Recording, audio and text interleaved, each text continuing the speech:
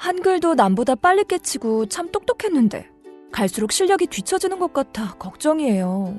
혹시 초등학교 교과서 본 적 있어요? 어려운 어휘가 너무 많아요. 학교에서는 어휘 개념을 하나하나 설명해 줄 시간이 정말 부족하잖아요. 그럼 어떡하죠? 내 아이의 어휘만큼은 내가 책임져야죠. 어휘 공부의 정성. 초등어휘 3천, 초등어휘 5천. 검색창에 초등어휘 3천을 쳐보세요. 자려고 누웠는데 저스툰 지루한 지하철에 저스툰 자려고 누웠는데 지루한 지하철에 클래스가 타는 재미 저스툰 클래스가 타는 재미 저스툰 웹툰 웹소설은 저스툰 클래스가 타는 재미 저스툰 다시 날씬해지고 싶어! 다이어트 해야 하는데 좀 간단한 방법 없을까? 1522-6648 1522-6648 혹은 비타샵을 검색해주세요. 야, 이 부장! 네가 부장이면 땅이야? 뭐? 저 인간 저건 쟤 오늘도 술술 풀리고 안 먹고 회수 갔냐? 내일도 신체 상태로 출근하겠구만. 아유. 고려 생활건강 술술 풀리고 음주전 한포가 당신을 지켜드립니다. 특허받은 천연 유래 성분 숙취 해소제 술술 풀리고를 은하계 최저가로 딴지마켓에서 만나보세요.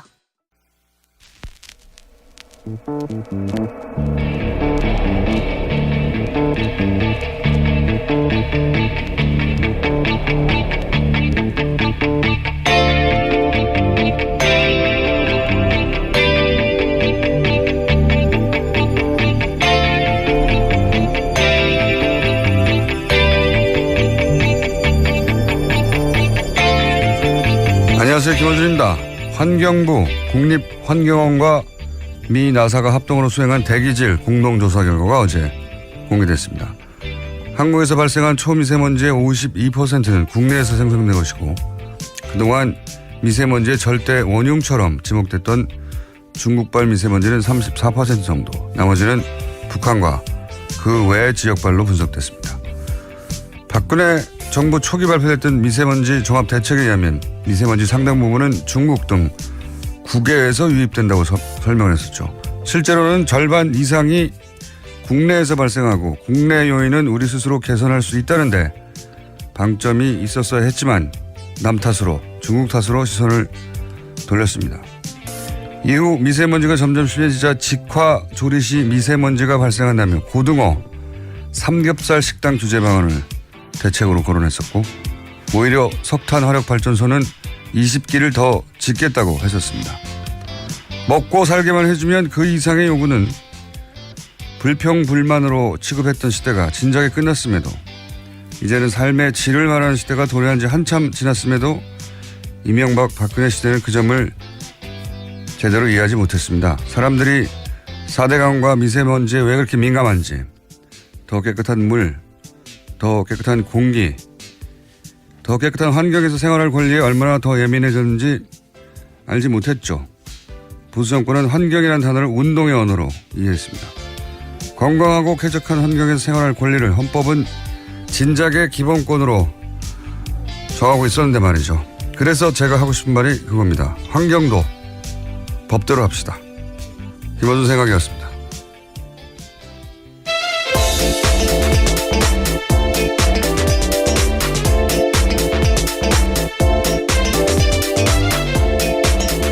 시사인의 김은지입니다. 자, 오늘도 가장 많은 뉴스는 뭡니까? 네, 계속해서 나오고 있는 청와대발 문건 조사 뉴스입니다. 문건. 예. 문건 관련해서 첫 번째 뉴스는 뭐죠? 네, 박근혜 정부 청와대가 지난해 총선에서 보수단체를 동원하려 한 사실이 확인됐다고 경향신문이 보도했습니다. 청와대는 이 같은 정황을 담은 문건을 옛 청와대 정무수석실 캐비닛에서 발견해서 검찰에 넘겼다라고 밝혔는데요. 내용을 보면 이렇습니다. 총선을 앞둔 상황에서 보수단체들이 힘을 모아 정부 지원 세력 역할을 충실히 하도록 독려하라는 내용인데요. 지난해 1월 작성된 이 문건에는 자유총연맹, 바르게 살기 운동협의회 등 보수단체 이름이 쓰여 있다고 합니다. 지난 20대 총선 직전에 이런 문건을 만들었다는 거죠. 예. 그리고 그 당시 이병기 국정원장이 나중에 밝혀진 이야기지만 보수단체 대표들, 보수단체가 여러 군데 있으니까 창구를 단일화해달라고 만나가지고 창구를 단일화할 이유가 뭐가 있겠어요. 예, 돈 주는 창구를 단일화해달라는 거겠죠. 그리고 돈을 주는 대신에 어떻게 하라고 하는 오더를 내리는 창구를 단일화해달라. 이건 이미 이제 밝혀진 내용이고 사실 보수 정권 하에서 박근혜 정권 하에서 이명박 정권 하에서 이런 단체들을 동원했다는 사실은 누구나 짐작하고 있었죠. 짐작하고 있었지만 물증을 네, 움직일 수 없는 물증이 네. 나온 거죠. 물증을 찾을 수 없었기 때문에 짐작만 했고 함부로 말하기 어려웠죠. 그리고 이제 올해 초 같은 경우에는 국정농단 관련해서 많은 뉴스가 터져나오면서 삼성 4대 그룹도 전경련을 통해서 이런 단체들을 지원했다. 예, 속칭 관제 데모 지원했다라는 사실 특검 네. 수사 결과 드러난 바 있습니다. 그러니까 재벌들하고 청와대하고 국정원하고 이런 이름도 알기 힘든 단체들, 외우기 힘든 비슷비슷해서 한 통속이었다는 거죠. 예, 한 패로 같이 움직였다는 이야기고 이번은 그런 게 이제 청와대 내에서의 문건으로도 확인됐다. 예.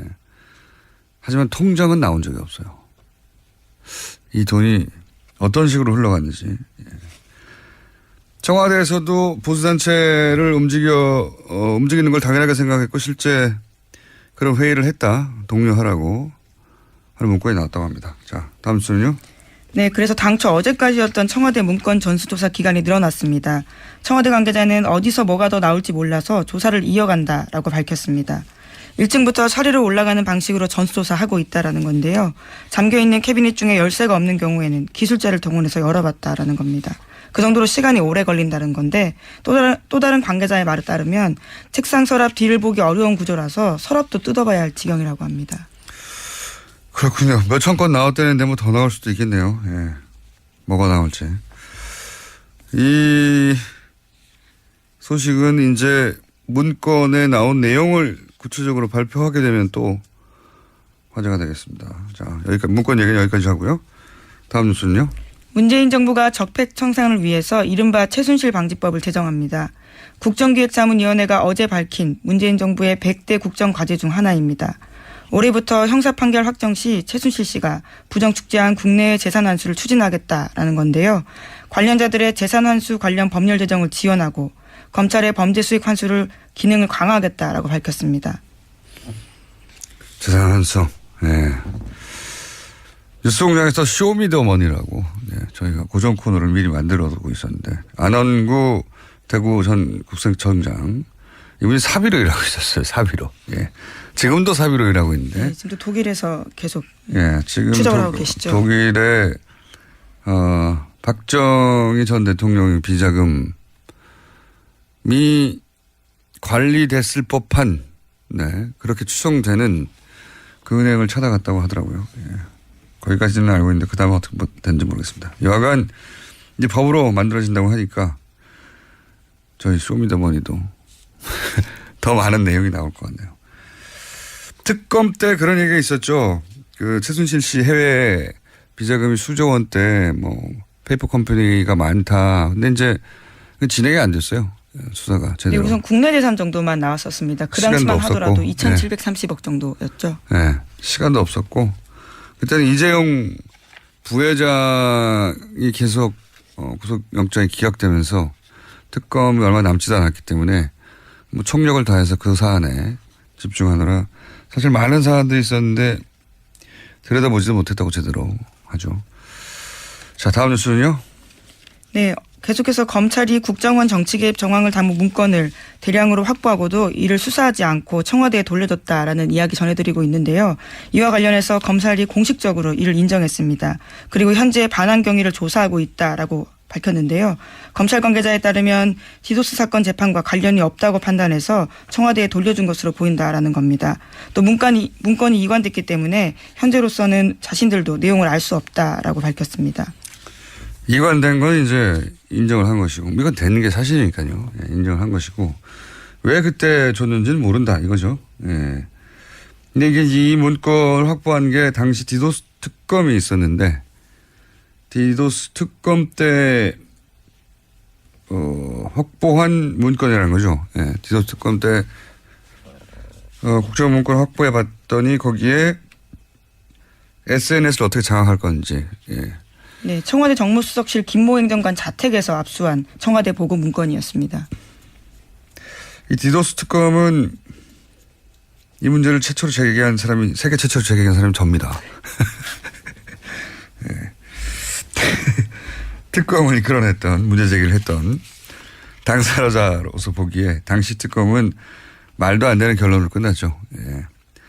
당시 선관위의 홈페이지가 공격을 당했는데 그걸 이제 실무자 몇 명이 술 먹다가 했다고 네, 결론이 국회 났죠. 비서관, 비서 이런 사람들이 했다라고 예. 결론 내렸죠. 그 위는 아무도 없었고. 예. 더 밝혀내는 건 신의 영역이다라는 굉장히 유명한 말을 했었습니다. 꼬리 자리기 정도가 아니라 이 꼬리도 아닙니다. 털 몇 가닥. 예. 이 사건도 저는 재수사 대상이라고 봅니다. 사실 헌법기관을 공격한 거니까요. 여당이. 당시 여당이 당시 선관위 홈페이지를 공격한 거니까요. 자, 이건 언제 또 다룰 시간이 있을 것 같고 어쨌든 그때 압수했던 문건들이 있는데 그 문건들은 당시 검찰총장이 관심사로 수사를 하고 있던 국정원 댓글 사건에 대단히 중요한 증거가 될 수 있었는데 그거를 검찰 내에서 검찰총장이 수사하고 있는 사건, 직접 지휘하는 수사하는 사건, 증거가 될 수 있는 걸 검찰총장도 모르게 청와대에 반납했다. 이거잖아요. 예. 여기 대해서 이제 당시 법무부 장관이 황교안 법무장관이라 계속 황교안 전 총리 이름을 거론하니까 본인이 이제 페이스북을 통해서 다 거짓말이라고 자기는 관련 없다고. 네, 그렇게 해명했습니다. 네. 이 말대로 하자면은, 검찰총장도 법무부 장관도 모르게 검사들 몇 명이 그냥 청와대에 줬다는 거잖아요. 말이 안 되는 이야기인데. 근데 그렇게 주장하고 있습니다, 지금. 청와대가 몇몇 검사하고 직거래했다 이거잖아요. 네, 황교안 전 총리 같은 경우에는 터무니없는 주장이다라고 계속해서 주장하고 있습니다. 뭐가 터무니없다는 거예요? 자신이 댓글 관련 자료를 상납했다느니 그 책임자라니 하는 것은 터무니없다라는 본인은 거죠. 그러면 그 문서의 존재 자체를 모른다. 이것까지는 아니고 본인이 그걸 주도한 것은 아니다. 뭐 이 정도는 읽을 수 있을 것 같네요. 그죠? 하지만 당시 법무부 장관이었기 때문에요. 책임자가 아니다라는 이야기가 좀 검찰총장도 모르고 검찰총장이 알았다면 차동욱 총장은 그 문건을 수사에 활용했겠죠. 모르고 법무부 장관도 모른다고 하니까 이 말들을 하면 어쨌든 검사 몇 명이 청와대에 그냥 줬다는 거예요. 말이 안 되는 해명인 것 같은데 여하간 이게 그냥 이렇게 묻히지 않고 밝혀지겠죠. 예. 다음 뉴스는요. 네, 박근혜 전 대통령이 결국 어제도 이재용 삼성전자 부회장 재판에 증인으로 나오지 않았습니다. 지난 5일에 이어서 두 번째 증인 출석 거부였습니다. 특검은 어제 오전에 구인장 가지고 서울구치소 찾았지만요. 결국 집행하지 못했습니다. 박근혜 전 대통령이 나오기를 거부했기 때문입니다. 참 이게 논리적 모순이에요. 구치소에 있다는 게 이미 강제 구인이 된 상태거든요. 그렇죠. 인신이 구속되어 있으니까요. 네. 그러니까 구치소에 있는데 또다시 강제 구인장을 발부한다는 자체가 이게 모순인 거예요. 구치소에 있는데 그렇게 하려고 구치소에 넣는 거잖아요. 근데 구치소에 있는데 또 다시 강제 구인장을 발부했는데도 이중이죠, 이중. 안 나온다는 거죠. 보통은 이제 팔짱 끼고 들고 나오죠, 만약에 안 나온다고 하면. 네. 근데 전직 대통령이니까 그렇게는 못할 것이다. 라는 점을 이용한 거죠. 본인이 표면상으로 내세운 이유는 건강상입니다. 네 번째 발가락이요. 예. 그렇게 구체적으로 쓰진 않았고요. 그 건강상 이유가 지난번에 그래서 법원에서 밝히라고 했더니 발가락 네 번째 발가락이라는 거 아닙니까? 예. 그거를 문지방에 찍어가지고 아파서 진단서는 못 냈죠. 예. 네, 자체적으로 구치소에서도 봤는데 특별한 이상이 없다라고 나왔습니다. 그러니까요. 그게 아프실 예정이라고 했던 이유가 이렇게 재판에 자신이 불리한 재판 같은 경우는 거부하거나 안 나가는 방식으로 설마 전직 대통령이 끌고 나가는가 하는 점을 100% 하려고 하는 전략인 거죠. 예. 구치소에 강제 구인장을 발부했다는 사례는 앞으로도 안 나올 거라고 봅니다. 어쨌든 안 나오고 있다는 거. 네, 보통 사람들이 따라했다가는 큰일 날 일입니다. 예. 발가락 4개가 아니라 발가락 10개가 다 비었다고 그래도 나오게 될 겁니다. 보통 사람은. 자, 다음 뉴스는 뭡니까? 네, 계속해서 재판 소식 전해드리겠습니다. 어제 이재용 삼성전자 부회장 재판 있었는데요. 여기서 최순실 씨 어머니인 임선희 씨가 박근혜 전 대통령을 대신해서 옛 삼성동 사저 매매 계약을 체결한 자세한 정황이 나왔습니다. 박영수 특별검사팀은 1988년부터 2000년까지 공인중개사 사무실 운영한 전 아무개 씨 진술조서 공개했습니다. 여기서 전 씨는 임 씨가 박근혜 전 대통령 이름으로 삼성동 집을 계약하고 매매 대금도 대신 냈다라고 밝혔습니다. 또 임 씨가 계약 당시 자신의 가방에서 박근혜 전 대통령 주민등록증을 꺼내서 자신에게 건넸다라고 밝히기도 했고요. 또 애초에 임선희 씨가 여기는 근혜양이 살 집이라고 밝히면서도 계약을 할 때는 박근혜가 아닌 박근옥이라는 이름으로 계약해달라고 보챘다고 합니다. 그 예전에 이제 경제공동체 얘기하면서 임순희 씨, 최태민 씨의 부인, 최순실 씨의 모친, 이분이 자기가 수표 끊어와서 대신 계약하고 뭐 했다는 얘기가 있었는데 구체적인 진술이 나온 거네요. 박근옥 이름으로 대신하게 계약하게 해달라고 했다. 네, 당연히 법적 문제가 생길 수 있기 때문에 거절했다라고 합니다. 당연히 거절했겠죠. 한도 아닌 집을 다른 사람 이름으로 계약해달라고 요구했다는 거잖아요. 구체적인 정황이 또 한 번 나온 겁니다. 경제공동체 아니냐. 박근혜 전 대통령과 최씨 일가가 그런 얘기 추가로 나왔습니다. 다음 뉴스는요. 네, 국정원 임 과장 소식도 계속해서 전해드리고 있습니다. 이번에는 부인 인터뷰가 JTBC에서 나왔습니다. 부인은 임 과장의 사망 전날 행적에 의문을 제기했는데요. 임 과장이 숨지기 전날 저녁 7시 반쯤 국정원에 간다면서 집을 나갔다라는 겁니다. 그런데 정작 국정원 쪽에서는 출입 기록이 없다라고 하는데요. 임 과장 부인 같은 경우에는 회사에서는 안 들어왔다고 하고 3-4시간이 빈다 이렇게 의혹을 제기하고 있습니다. 이 사건이 좀 주시한 사건이라고 제가 보는데 시간이 몇 분 남았네요. 이걸 좀 집중적으로 다뤄보자면 저도 인터뷰를 봤는데 임 과장의 부인이 이제 이례적으로 인터뷰에 응했어요. 그동안. 아버지는 자살이 아니다 절대 하고 인터뷰를 한번 했고 추가 인터뷰를 하려고 했던 CBS 측에 인터뷰를 못 하겠다고 추가로는 그래서 추가 인터뷰가 안 나오고 있는 상태인데 그런 후 이제 JTBC가 임 과장 부인을 인터뷰 단독으로 특종이죠. 했는데 이제 내용을 듣다가 제가 좀 고개가 갸우뚱됐던 부분은 뭐냐면 회사 간다고 했는데 회사를 안 갔다더라. 대단한 의혹 아니거든요. 회사 간다고 했는데 회사 안 갔고 몇 시간 있다가 집에 돌아왔는데 그 사이에 회사 간 줄 알았더니 회사 안 간 거다. 별게 아니에요. 사실은. 의혹처럼 얘기했지만. 여기서 석연치 않다고 한 부분은 당시 사모가 이거 과장으로 승진한 지 얼마 안 되는데 혼자서 최종 책임을 질 수 없는 위치였다. 요 말 정도. 근데 나머지 내용은 사실은 전반적인 그 인터뷰의 뉘앙스는 핵심은 남편이 자살을 한 거다라고 인터뷰한 거거든요. 아버지의 인터뷰하고 정확하게 배치되는 내용이에요. 뭐 자살을 암시하는 말을 했다.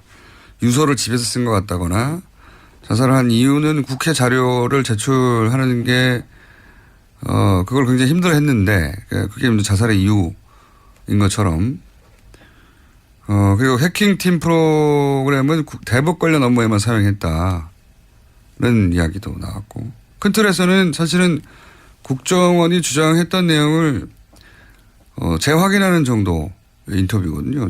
좀 의아했는데 부친의 인터뷰는 결이 달라요. 그러니까 부친의 아들 얼굴이 그렇게 상처가 많은데 자살일 리가 없지 않느냐는 거고 부인은 한두 가지 이해가지 않거나 의아스러운 점은 있으나 자살은 맞다는 게 요지예요. 인터뷰에. 지금 의혹의 핵심은 자살을 한 게 아니라 당한 게 아니냐는 게 의혹의 핵심이거든요. 그러니까 의혹의 핵심에 반하는 내용인 거죠. 인터뷰 자체로 따지면 부인은 최소한 그렇게 생각하고 있는 것으로. 그러니까 전후 이 인터뷰를 놓고 보자면 아버지는 자살을 한 게 절대 아니라고 한 거고 부인은 며칠 후에 그렇게 말하지는 않았지만 그 곳곳에 대화 중에는 자살을 한 게 맞는 것이라고 본인은 알고 있다라고 직접 말하지는 않았지만 그렇게 이해되는 대목들로 점철돼 있어요. 이 사건은 굉장히 이상한 사건인데 한두 가지만 대표적으로 이상한 점을 짚어두고 또 나올 것 같으니까 보자면 한두 가지만 얘기해보자면 부인이 이제 최초 신고부터 이상하거든요. 부인이 집 앞 100여 미터 지점에 경찰서가 있어요. 그 집 앞에 위치가.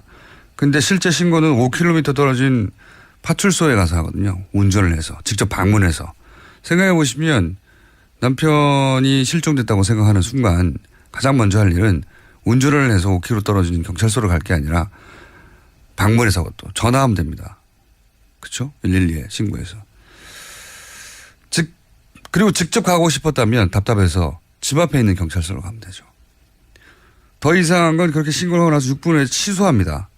6분 후에 취소할 거를 5km를 달려가서 경찰서 신고한다는 것도 이상하죠. 그냥 파출소 가서. 그리고 1시간쯤 후에 신고가 취소되지 않았다는 걸 어떻게 알았는지 알 수가 없죠.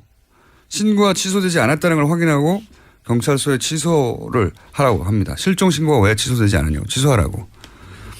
그리고 15분쯤 후에 다시 신고를 합니다. 실종 신고를. 이 전 과정이 대단히 이상해요. 예. 그리고 나중에 밝혀진 바는 사건 당시에는 밝혀지지 않았지만 얼마 지나고 나서 밝혀진 바는 국정원에서 부인에게 전화해서 119에 신고하라고 했다고 보도가 된 게 있었죠. 119를 지정했어요.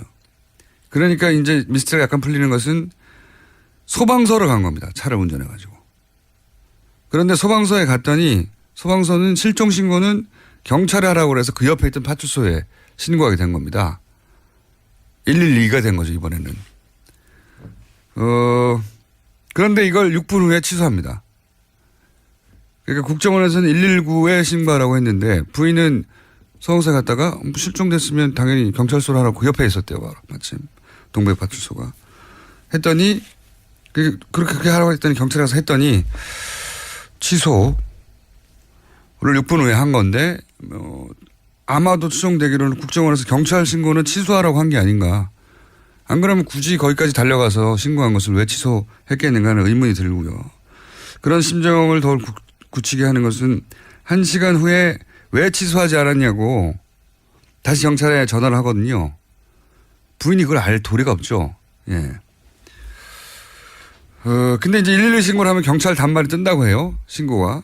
예. 그래서 해당 지역에서 무조건 출동을 해야 되는데 그 단말을 부인은 볼 수 없지만 국정원은 볼 수 있었을 테니까. 그래서 왜 취소하지 않았냐고. 이 과정 전체가 보면 경찰이 현장에 먼저 도착하지 않았어야 하는 상황이 아니었는가. 굳이 국정원이 남편이 회사에 출근하지 않으니 빨리 실종 신고를 119에 하라고 했단 말이죠. 112가 아니라. 그리고 112에 신고된 건 취소를 하라고 두 번이나 나오고. 예. 그러니까 경찰이 먼저 현장에 도착하면 경찰만의 프로세스가 있잖아요. 예. 사인 판명하기 위해서 부검도 해야 되고 이런 프로세스가 쭉 있으니 반면에 소방서는 현장에 도착해서 생사를 확인하면 일이 끝나는 거거든요.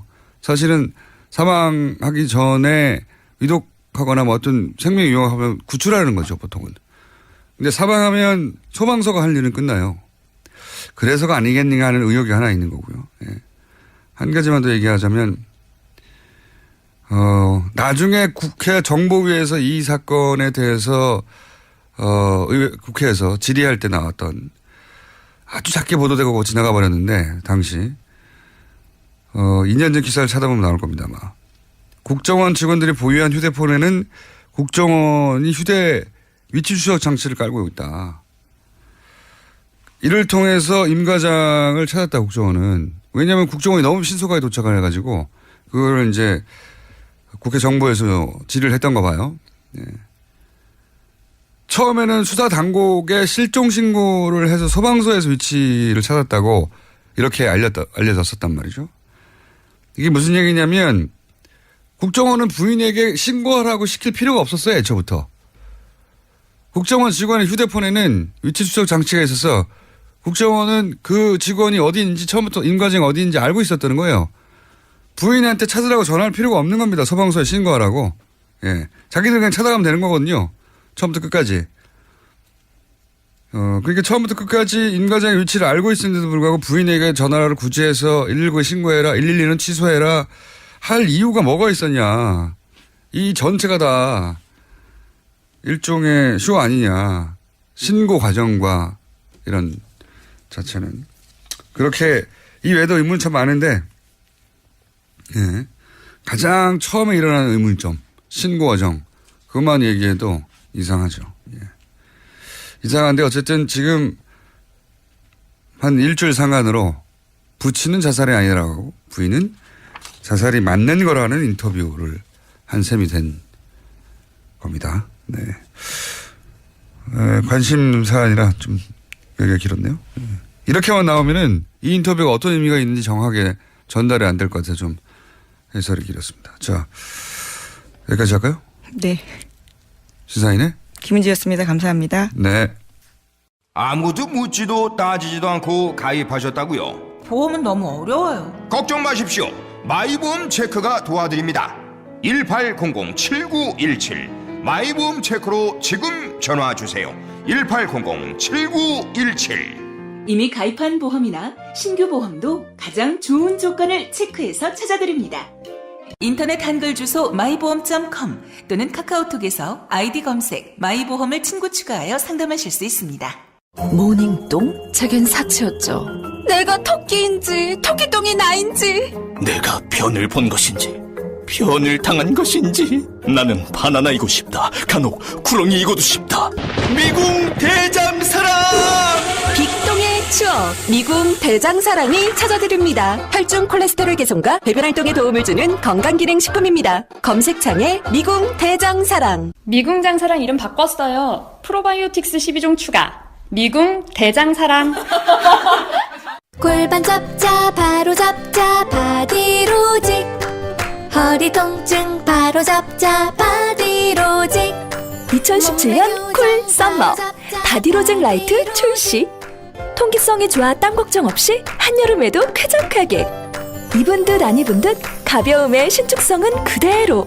자세가 좋아지는 골반 교정 타이즈 바디로직. 검색창에 골반 교정 바디로직 라이트.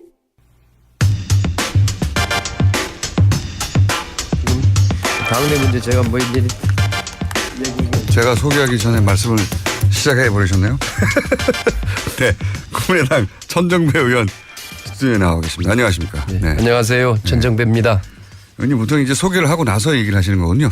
아, 그래요. 시작 안 된 줄 알았습니다. 아직. 마이크가 들어온 줄 모르시고. 예.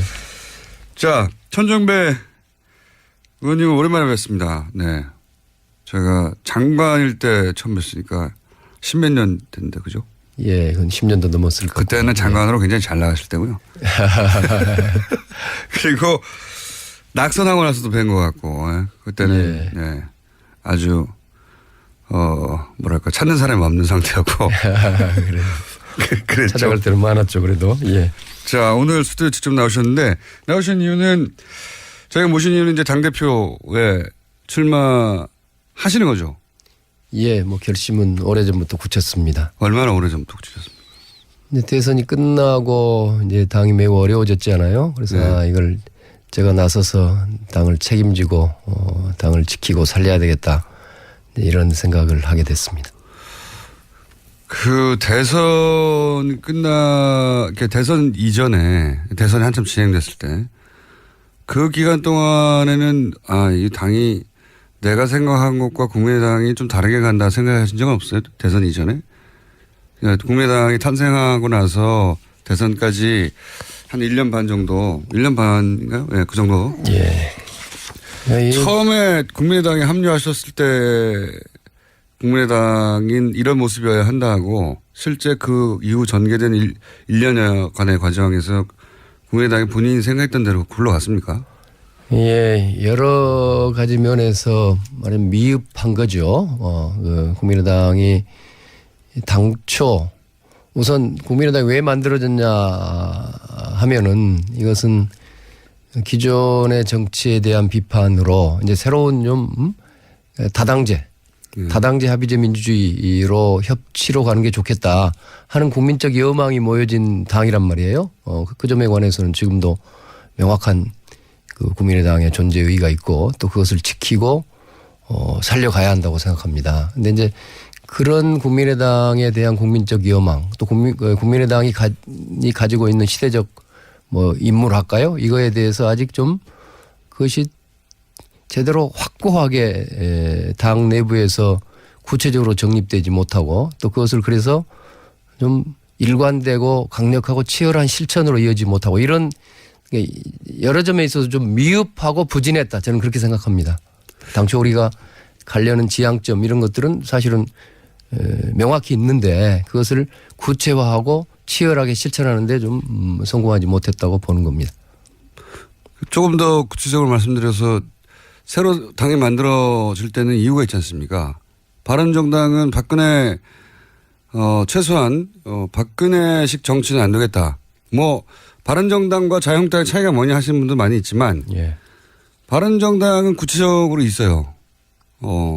박근혜식 정치는 탄핵하겠고 그래서 같이 할 수 없고 지금도 여전히 박근혜 식 정치를 청산하지 않으면 돌아갈 수 없다. 뭐 이런 어쨌든 이유가 분명히 눈에 보이는데 국민의당은 지금 이제 1년 남짓 지나고 나서 보면 다당제 뭐 얘기는 알겠습니다.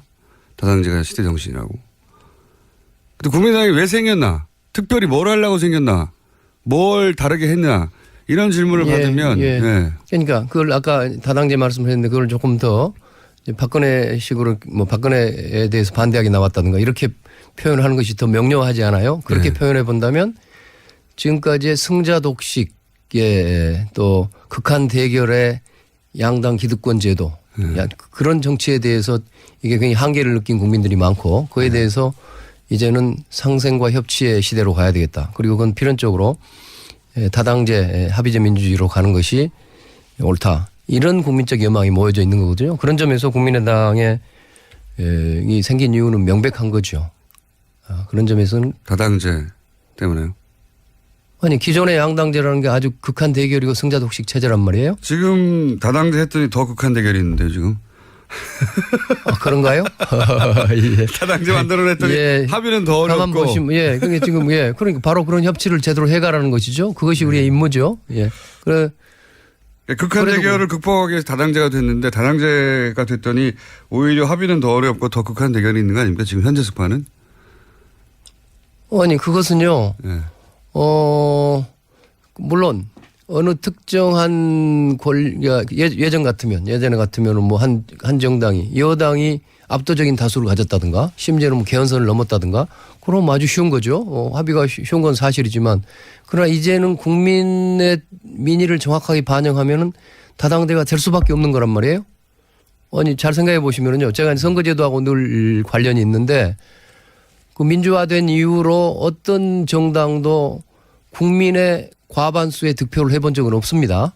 그러니까 지난 이명박 대통령 취임 직후에 이루어졌던 18대 대선인가요? 그때 총선인가요? 그때 이명박 정부가 과반수 그 당시 새누리당이었나? 당일이 하도 뭐 한나라당이었나? 하여튼 그 당이 이 152석을 얻어서 단독 과반수를 이뤘는데 그때 얻은 득표율은 42% 정도로 기억이 돼요.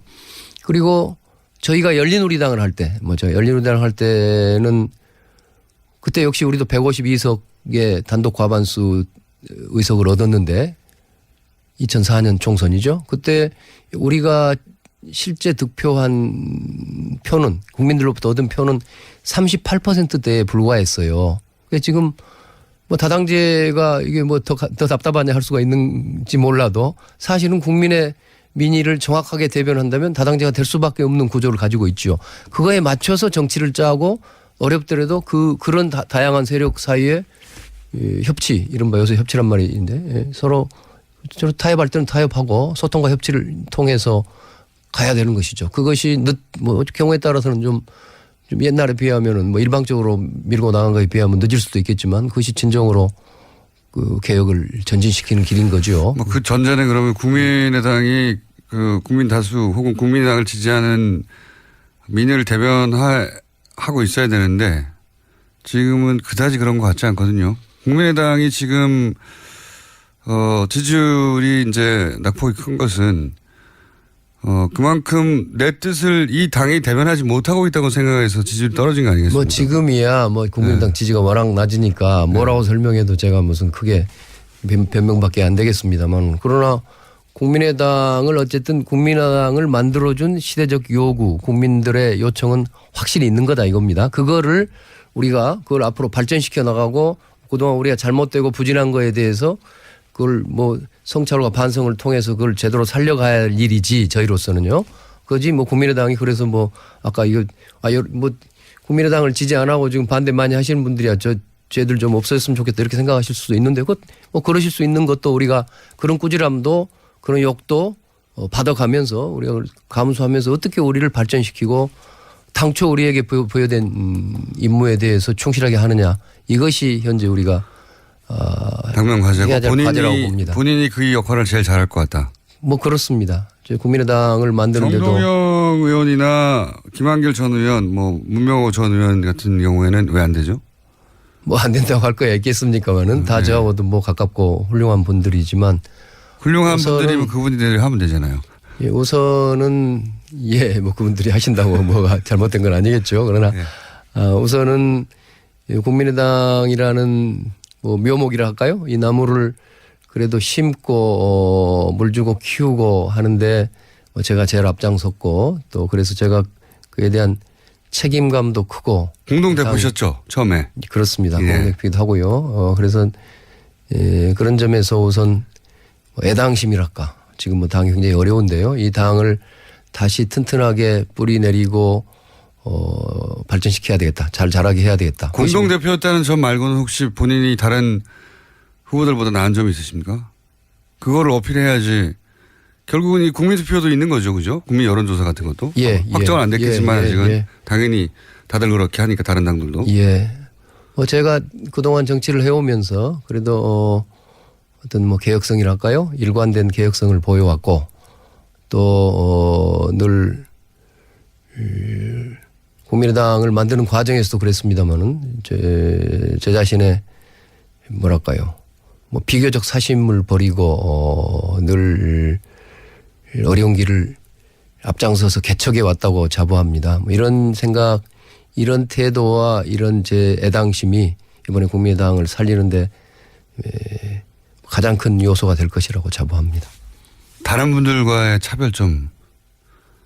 내가 이 후보들보다는 이 점에서 확실히 앞서기 때문에 나를 꼭 국민의당 대표로 뽑아줘야 된다. 이거 어필이 좀 있어야 되지 않을까요? 그러니까요. 뭐 제가 자기 자랑을 좀 해야 될지 모르겠는데. 의원님을 제가 여러 번 인터뷰했지만 항상 재미는 없었거든요.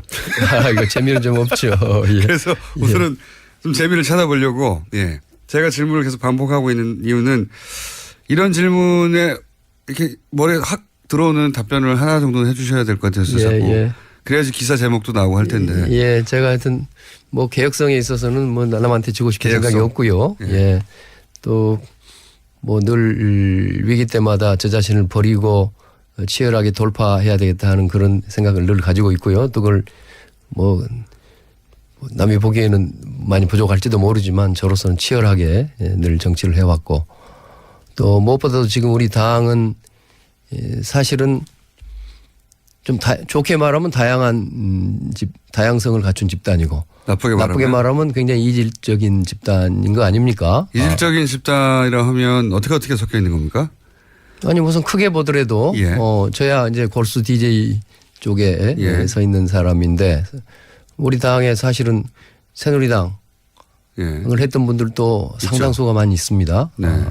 이제 그런 이제 세력들이 모여 있는데 왜 그렇게까지 했었을까요? 아니 국민의당이 추궁할 때. 아니 그것은 뭐 새누리당이라고 해서 무조건 무조건 나쁘다. 뭐 예전에 저도 그런 생각을 가진 적도 좀 있었습니다. 그런 쪽으로 반드시 그런 건 아니고요. 새누리당 박근혜 대통령이라든가 새누리당의 그 주류가 끌고 가는 거에 대해서는 저는 절대적으로 반대한 사람이지만 그 안에 그런 대로 그래도 여러 가지 그 세력 중에도 거기 속했던 사람 중에도 대체로 뭐 중도 보수로서 합리적이다 하는 그런 태도를 가진 분들이 꽤 있죠.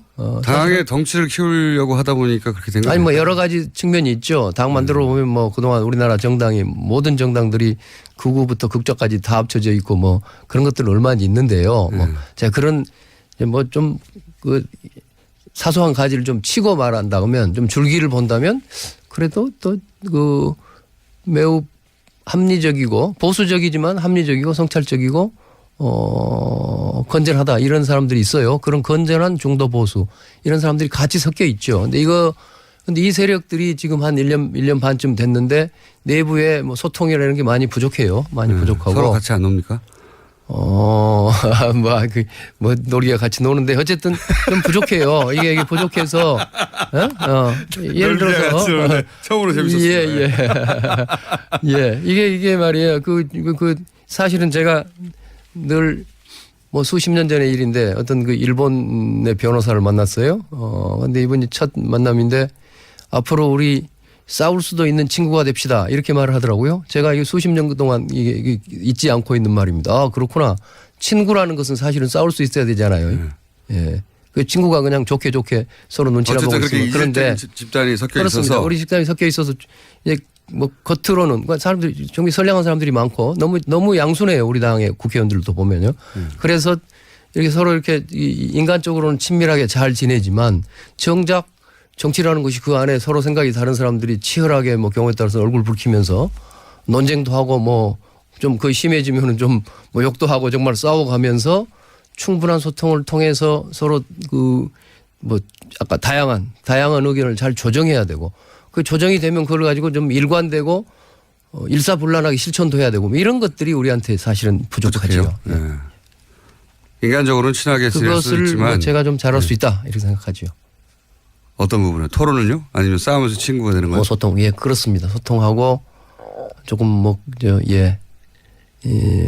뭐랄까요. 당연히 활발한 소통 또 경우에 따른 타협을 통해서 그리고 그걸 일관성 있게 실천해야 된다. 뭐 더 좋은 말을 있는지 모르겠습니다만은. 하신 말씀 대부분은 귀에 잘 안 들어오고 그중에 귀에 쏙 박힌 부분은 놀기는 잘 놀죠, 같이. 이건 쏙 들어왔습니다만. 이 국민의당이 이제 지지율이 빠진 이유 중에 몇 가지가 있습니다만 대선을 지면 원래 좀 처지게 되고 그런 점도 있고 그렇지만 그 이후에 이제 빠질 수 없는 게 이 증거조작 사건이잖아요. 예. 지금 현재 국민의당 대응이 잘 되고 있는 겁니까? 국민의당의 대응을 한마디로 하자면 일개 당원에게 우리가 속았다.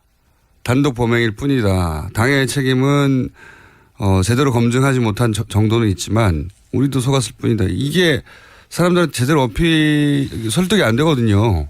예, 이제 뭐 현재 진행 중인 사건이죠. 더구나 이제 검찰 수사가 뭐 한참 진행 중에 있어서 이런 사건에 대해서 제가 말씀드리는 매우 조심스럽습니다. 법무부 장관 하신 분으로서 아니고 뭐 정치인으로서도 그렇고 이게 뭐 또 말하자면 당사자인 측면도 있잖아요. 우리 당에서 일어난 일이고 그런데 이걸 좀 두 가지로 구분해 봐야 될 것 같아요. 하나는 정치적, 도덕적 측면이 있고 그거야 뭐 우리가 뭐 입이 100개라도 할 말이 없죠. 무조건 국민들한테 사과해야 될 일이고 우리가 잘못한 일입니다. 그런데 이제 또 하나는 이제 법적 측면이 있단 말이에요. 그러면 뭐 국민의당에 뭐 근데 그 당시에 지도부가 그럼 거기에 무슨 그 사건의 가치 공범이라든가 그걸 뭐 은폐하기 위해서 무슨 범죄를 했다든가 그래서 현실적으로 실정법에 따라서 뭐 징역을 몇 년 살아야 한다든가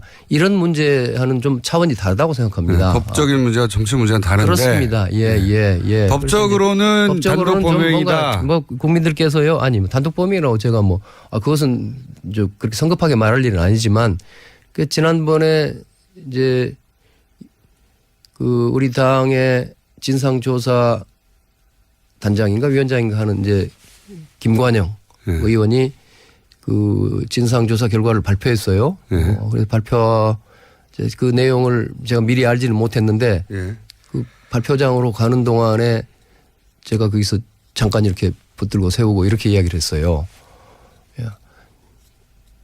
누구죠? 이유미 씨. 예, 이유미 씨 단독 범행이라고 단독 범행이 아니라고 볼 만한 증거를 아직 찾지 못했다. 이렇게 발표해라. 제가.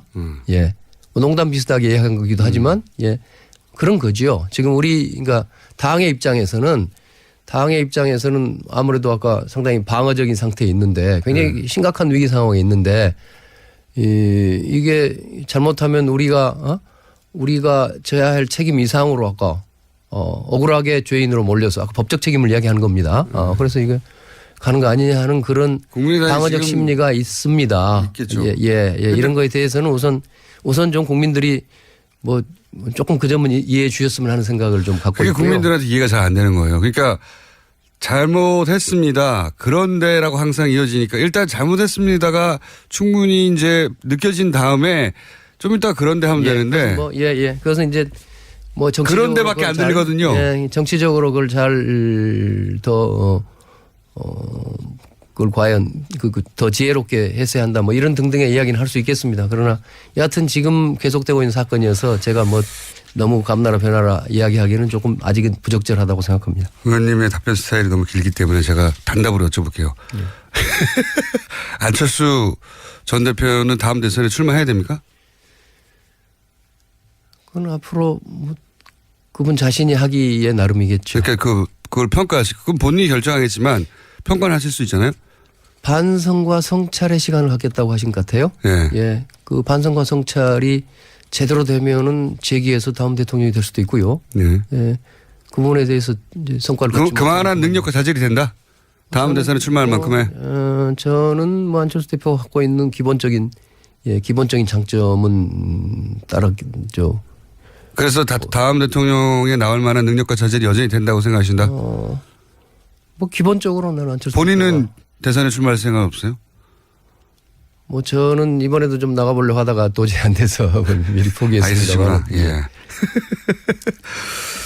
본인이 당대표가 되든 안 되든 혹시 민주당과 합당할 가능성은 없습니까? 전혀 앞으로라도? 없습니다. 뭐 제로입니까? 예, 전혀 없습니다. 예.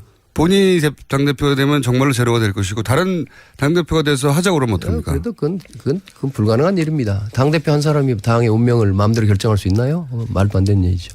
모두가 다 그렇게 생각하십니까? 아니면 의원님만 그렇게 생각하십니까? 저는 많은 사람들이 그런 프레임을 가지고 보는 것 같아요. 네. 뭐 국민의당 내에는 이제 워낙 국민의당이 몰려가지고 뭐 이른바 자강하자 잘 뭉쳐서 스스로 일어나 보자 하는 사람도 있지만 일부는 뭐 민주당하고 다시 돌아가자든가 합당하자든가 생각을 가진 사람도 있고 또 일부는 무슨 다른 뭐 바른정당하고 합당하든지 가자는 사람이 있다.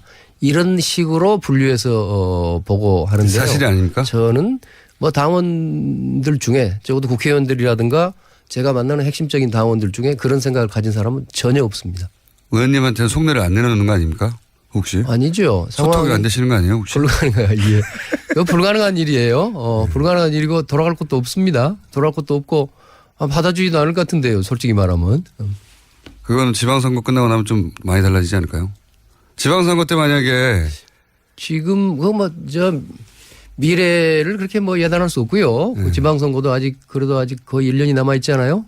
이제는 11개월인가? 하여튼 뭐 1년 가까이 남아 있는데 저는 앞으로 국민의당의 미래에 대해서 그렇게 비관하지 않습니다.